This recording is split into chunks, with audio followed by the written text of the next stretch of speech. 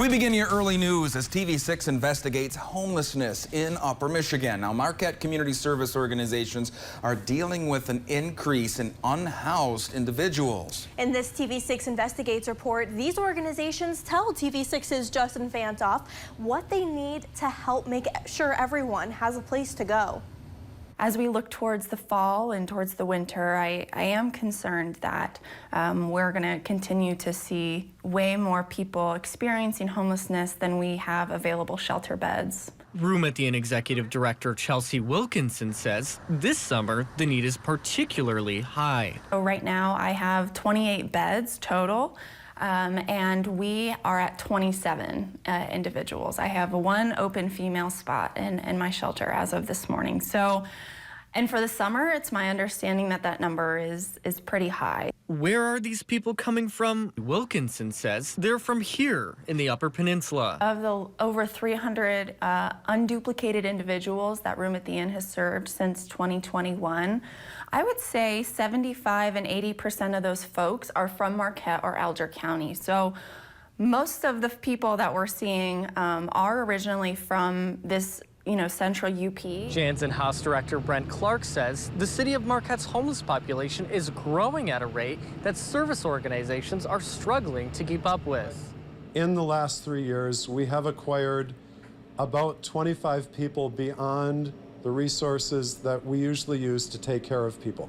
Now, there are organizations that are addressing that, but they would also need some kind of permanent funding. And again, that will be citizens requesting of their government, probably an actual city and county response. Clark says the contributing factors of homelessness differ from person to person. It would be easy to think that homelessness itself is a moral failure, but it often is just a series of small events. Can be a relationship ends, can be the loss of a job. It can be that your lease ends. It can be that the landlord flipped your apartment and is going to remove you so that they can charge a lot more money. Superior Connections is one of the newer service organizations to begin serving unhoused people in Marquette. Director Ryan Redmond says the organization tries to tailor its help based on life experiences from the staff. Over 51% of our board and employees all have lived experience, and we believe that recovery is possible for everyone. Because of that lived experience, we are able to jump in the trenches and help navigate through these systems that are so difficult. Redmond says Superior Connections is looking to expand its collaborations in the community. Redmond wouldn't share specifics, but until then, he says there are a couple of things the state could do to help assist. We really need them to reevaluate restrictive policies that prohibit people from accessing housing, such as inefficient assistance, legal histories, background restrictions, zoning barriers. Really look at the system and how individuals access services and programs. Clark says he is confident the service organizations Marquette has will be able to tackle the need unhoused individuals are facing. You could get cynical about homelessness in general. There's lots of national news stories. You can see pictures of whole parks filled with individuals needing housing. But in Marquette, we've always had a pretty good response. We need to do certain things a little bit better, but the core services are here. We just need to build a little more on top of them. All three organizations say you can help end homelessness by donating your time or money, or by having conversations with your lawmakers. Justin Van Hoff, TV6 Investigates. Thank you, Justin. Now, the story does not end here. In tomorrow night's follow-up, Justin will tell us how many unhoused families are currently in the Marquette area and what city officials and police are doing to address the increase. Now, if you have an idea for TV6 Investigates, go to uppermichigansource.com or the TV6 and Fox UP mobile news app. Click on the TV6 Investigates page and let us know what you think we should investigate. TV6 investigates how the city of Marquette is addressing the influx of unhoused individuals. It comes with a delicate balance of assistance and accountability. Last night, we told you what service agencies are doing. Now tonight, in part 2 of this investigation, TV6's Justin Van Toff tells us how the Marquette city manager and police chief are both responding and what they need moving forward. We do have to figure out what the balance is, but we also know that we are stretched incredibly thin right now.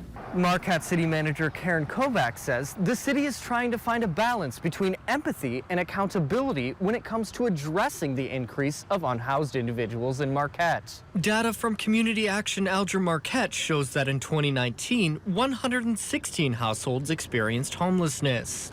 This year, that data shows the number has risen by 54 households. I get emails from people who are here for the weekend, or I have emails from parents that are dropping off, newly enrolled NMU students that have some concern. And then I have residents that are calling us because we have, student athletes that are using the bike path for training or anything like that, and are having incidents where they're being followed or harassed. And how do we balance that? According to that same data, since the start of this year, there have been 170 households that have experienced homelessness between the two counties, many of which are in the city of Marquette. Marquette City Police Chief Ryan Grimm says the amount of people changes how the department patrols to keep both housed and unhoused populations safe. We've been increasing our foot patrol, our bike patrol, and just trying to have officers be in the area and kind of be a strong presence and dealing with things as they come the best that we can. But Grimm says it also means the department is stretched thin. A lot of the homeless individuals are vulnerable, whether it's mental illness or substance abuse, and we have a lot of assaults and some sexual assaults that we deal with that population. And it's our job to try to protect everybody, including them, and it's concerning, and it feels like we've got a lot that we're trying to keep an eye on. But Grimm says while there might be stigma surrounding unhoused people, the portion of the population actually committing crimes is small. He says the department sees the same group of offenders. The people we deal with criminally are a small portion of the homeless population, and a lot of times, unfortunately, that's what the public is seeing, and they're seeing us out talking to people and dealing with different situations. But really, if you look at the amount of people that we have, and I said it before, but the officers oftentimes deal with the same person over and over and over again. But what can be done locally? Grimm says he'd like to see service agencies have social workers available to go out on calls with police. So a lot of times you'll write a citation and then move them along, but then you're going to deal with the same person over and over again, and that's where that co-response would be very helpful. If we could have some kind of mechanism in place so we can call for some help with maybe a social worker or somebody with some mental health training that can assist us. Kovacs says the high number of unhoused individuals is not a city-specific problem. They are more visible here because they are here generally for some of these services. So it looks like it's a Marquette problem, but this is a county-wide need or a county-wide issue, and it should be a county-wide collaborative effort. And Kovacs says the state should also be responsible for finding solutions. What do I want to see from the state? I would like to see maybe perhaps a little bit more known guidance or policies that I know these community organizations are receiving, but perhaps maybe more out in the public as well on what efforts are being taken. Kovacs says there's one thing we should all remember when we talk about homelessness. Homeless people are humans as well, and that we want everybody to come back and bounce back quickly and become a member of our community. So I think that we just need to keep that in mind. Both stress the importance of working together to find a long-term solution to help the unhoused population find a place to call home. Justin Van Hoff, TV6 Investigates.